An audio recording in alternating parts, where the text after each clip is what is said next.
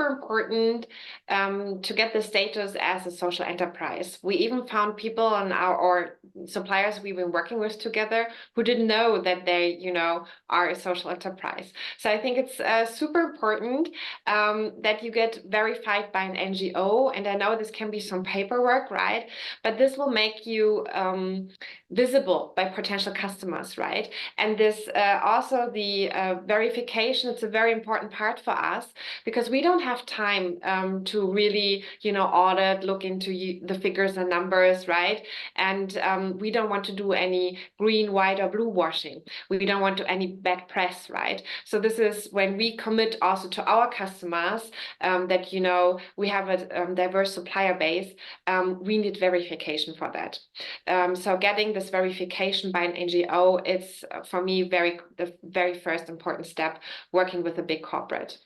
I think then it comes along understand the needs and the value you can bring to the corporate, right? And this can differ. I mean, this can be, on something every corporate needs, like around, every corporate has an office. It can be something around the offices, and it can be very specific to the mission of that company, right? It can be all.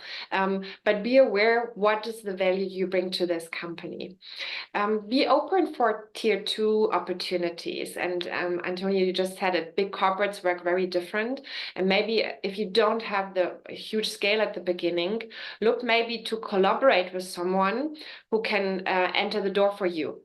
So we are working with many of our big suppliers and ask them to cooperate with the social enterprise, right? Because for them, we find a specific niche.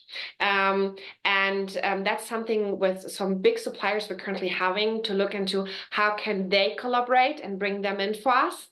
Makes our lives easier and we still have that influence, right? And then we can scale together. And I think that's something, really look for those opportunities, not directly, because that sometimes can be, especially at the beginning, definitely a difficult interaction, but look for those collaborations to then come into the door of big corporates. Use the opportunity for coaching. Many big corporates offer they publish challenges, they have mentor programs.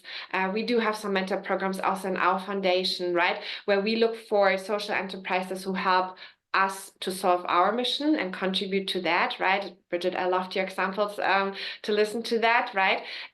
So look for those opportunities because usually the big corporates offer those mentor programs or support programs and help to scale, to learn, right? And also educate corporates. What do you need, right? Do you need legal advice? Do you need, it's like, be open about it. I think that's super important.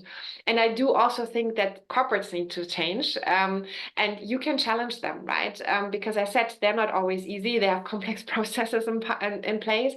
And sometimes they're looking for scaling as well.